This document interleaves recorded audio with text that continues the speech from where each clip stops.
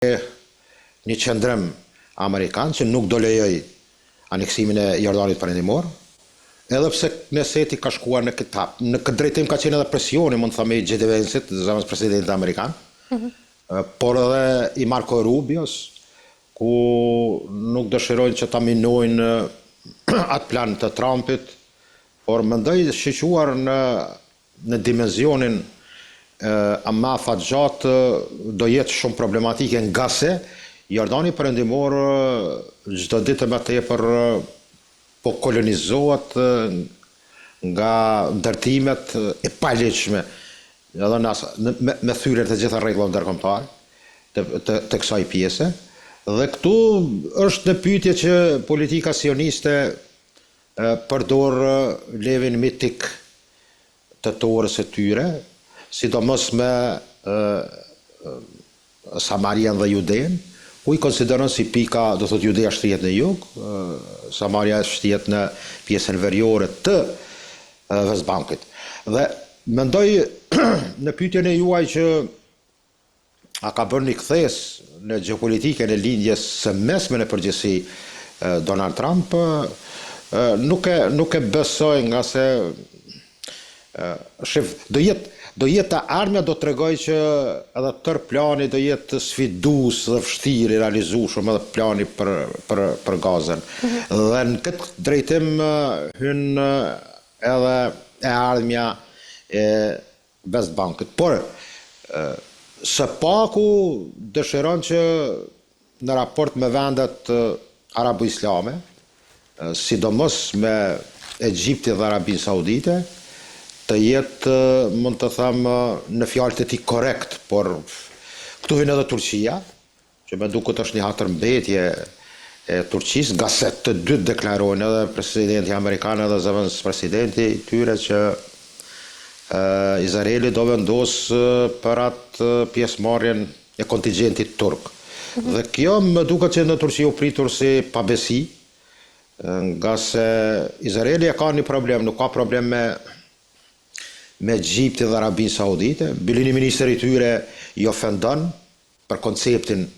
e Bin Selmanit, i cili, ose idenë të Bin Selmanit, ku ai tregon që varet marrëdhëniet me Izraelin dhe Arabinë Saudite varet nga e ardhmja shtetit palestinez, ose konceptin për dy shtete. Ndërsa përgjigja Vivit, ministrit ekstremist në qeverinë e Netanyahu, deklaron që rruga juaj nuk prish punë, sepse ju mund të shëtetni në përshkretir me deve. Dhe kjo mendoj që ato ku hyn turqt do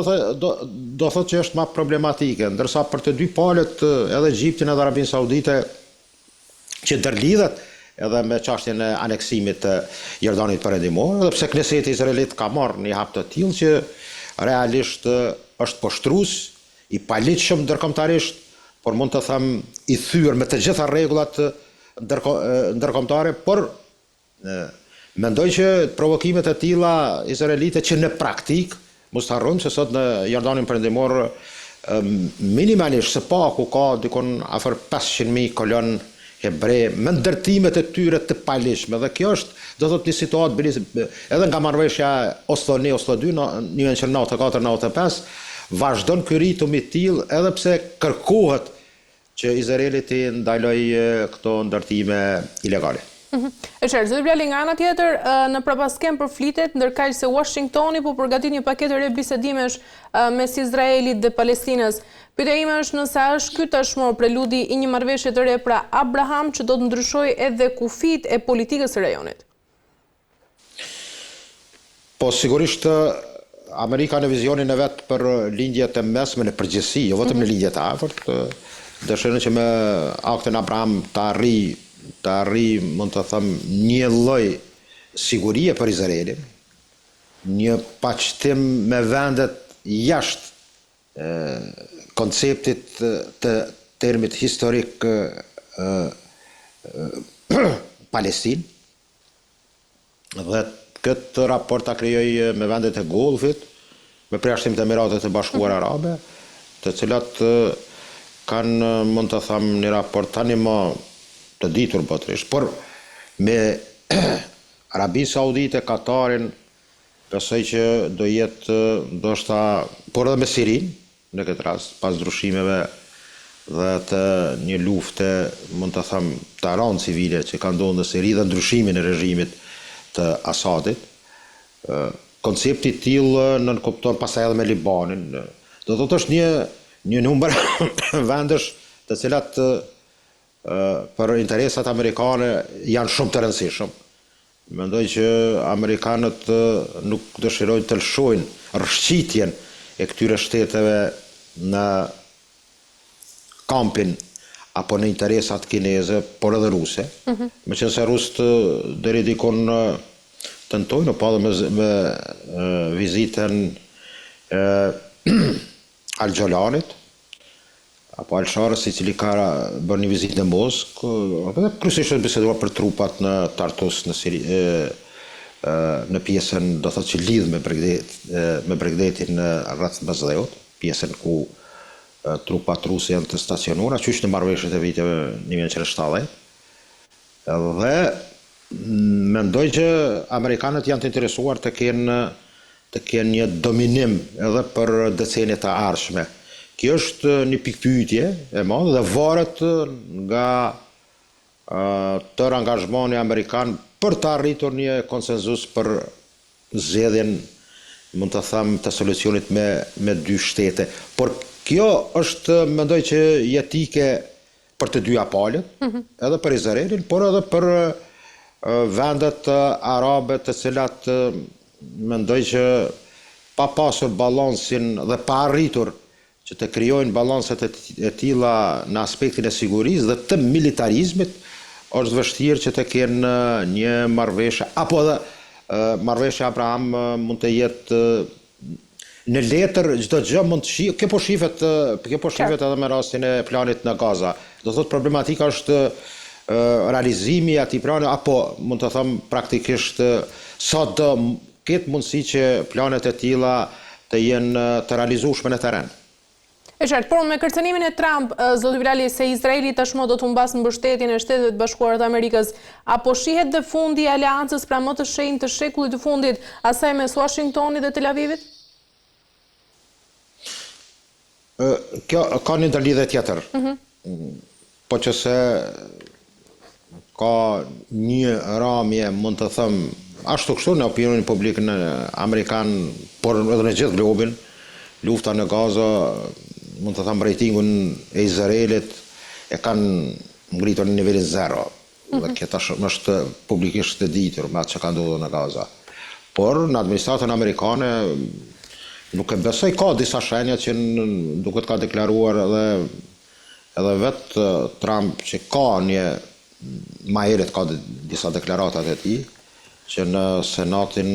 Amerikan ka një zbeje, nga se me siguri fuqia tillë e lobit izraelit ose hebre në Amerikë mund të them ngritje zbritje varësisht nga situatat apo nga krizat që mund të jenë, siç është lufta në Ukrainë, apo edhe ajo rreziqet në Indo-Paqësor. Por mendoj që fuqia e lobit hebre në Amerikë është jashtëzakonisht e madhe, ata kanë ndikim shumë të madh në shumë kongresmen amerikan. Ashtu kështu kanë ndikim s'do harruar që një numër i ministrave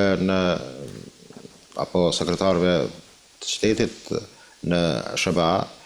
kanë prelud apo preardhje hebreje. Dhe kjo nënkupton, sepse edhe nga republikanët edhe nga demokratët çdo herë një president mund të qëndrojë në pozicionin e tij pa brenga, po që se ka përkrajen e këtij lobi. Mirë, është një deklaratë interesante e Netanyahu që deklaron nga ajo që është po për aneksimin, idenë e aneksimit të Jordanit Perëndimor, por tregon edhe deklarohet që ne nuk jem kolonie e shërbave. Do thotë dëshirojnë ta mbajnë tash, mund të them, kush mund të jetë koloni, e para e dyta në raport me njëra tjetrën, është një pikpyetje më. To duhet ta themi troç, nga se mendoj që është me interes që gjanat e thuan ashtu si janë. Mendimin lokal në Ballkan ndonjëherë ndryshon, nuk ndryshon, është kokfort, nga qëndrimet, mund të them, me informacione të pakta, apo nga mosnjohja problematikës. Duhet të them që të dalë dhe të ndalidh këtë me aspektin rreth ndikimit të lobit ebre, që Izraeli do thot ka dy problematika në të ardhmen e vetë. Lidhen dhe dominimin në administratën amerikane që tenton të jetë me ndikim dhe vizioni amerikan për hapat e Izraelit të jetë në kontinuitet me apetitet e Izraelit. Dhe dyta, është shumë interesant, dje Netanyahu ka pritur shefin e shërbimit inteligjent egjiptian, Hassan Rashed, i cili është